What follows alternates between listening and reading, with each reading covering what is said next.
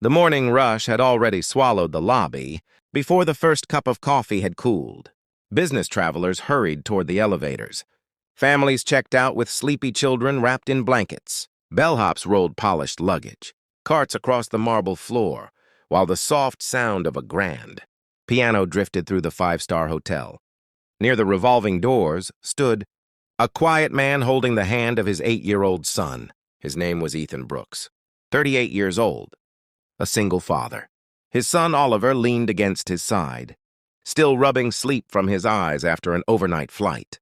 "Dad," Oliver whispered, "can we have pancakes after this?" Ethan smiled. "If everything goes well, absolutely." Oliver grinned. "With strawberries?" "With extra strawberries." To everyone in the lobby, Ethan looked like an ordinary traveler. His navy jacket had faded from years of wear. His suitcase showed the scratches of countless trips. His watch was simple.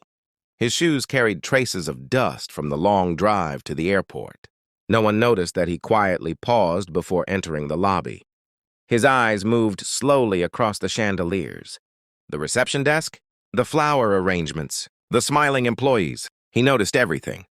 Because every detail mattered. This hotel was one of more than 100 luxury properties owned by a hospitality company valued at over $12 billion. Only 3 people inside the building had ever met the company's founder. The rest knew him only from an old photograph taken nearly 10 years earlier. Back then, he wore expensive suits, appeared on magazine covers, accepted awards. After his wife Sarah passed away from cancer 5 years earlier, everything changed. He stepped away from the spotlight. He refused interviews. He stopped attending corporate events. He spent every possible moment raising Oliver. Whenever he inspected one of his hotels, he arrived without notice. Always dressed simply, always alone. He believed one sentence his late wife had repeated for years. Character appears when people think nobody important is watching. The receptionist looked up. Her practiced smile faded almost instantly. "Good morning." "I have a reservation," Ethan said kindly. She typed his last name. Nothing appeared. Because the reservation wasn't under Brooks. It had been booked through the chairman's private office. "I'm sorry, sir." "I don't see anything." Ethan nodded. "Could you check under executive office?" She frowned. "We don't have access to those reservations." "I understand. Could you call your manager?" The receptionist glanced at Ethan's clothes before answering. "Our manager is extremely busy." Oliver quietly held his father's hand tighter. "Dad!" "It's all right, buddy." The receptionist forced another polite smile. "If you're looking for affordable accommodations," she pointed toward a brochure, "there are several economy hotels nearby." Ethan looked at the brochure, then back at her. "I'd still prefer to stay here." A young assistant manager overheard the conversation. He walked over confidently. "Is there a problem?" "This gentleman insists he has an executive reservation." The assistant manager barely looked at Ethan, then at Oliver. His expression changed immediately. "This isn't one of those social media prank videos, is it?" Oliver looked confused. "What prank?" The man ignored him. "I'm going to ask you both to leave." Ethan remained calm. "I've asked only for someone to verify the reservation." "We already have." "No. You assumed." Several nearby guests began watching. The assistant manager folded his arms. "Sir, you're disturbing other guests." Oliver lowered his eyes. "Dad, maybe we should go." Ethan knelt beside his son. "Oliver, do you remember what your mom always said?"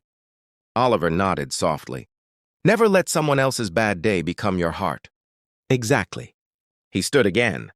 "I'd like to speak with the general manager." "You don't get to demand meetings here." The assistant manager motioned toward security. 2 guards approached. One older guard hesitated after seeing Oliver. He quietly asked, "Sir, is there another way we can help?" Before Ethan could answer, the assistant manager spoke sharply. "Escort them outside." The older guard looked uncomfortable. Something about the father's calmness didn't match the situation. Most angry guests shouted. This man hadn't raised his voice once. As they reached the lobby doors, another employee hurried toward them. She was one of the housekeeping supervisors. Nearly 60 years old, she looked carefully at Ethan's face. Then at the silver watch on his wrist, her eyes widened. Years earlier, She had attended a company leadership conference. Only one employee from each hotel had been invited.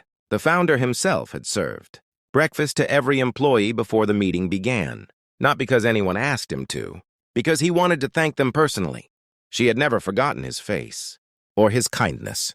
She whispered, "Mr. Brooks?" The entire lobby fell silent. Ethan smiled gently.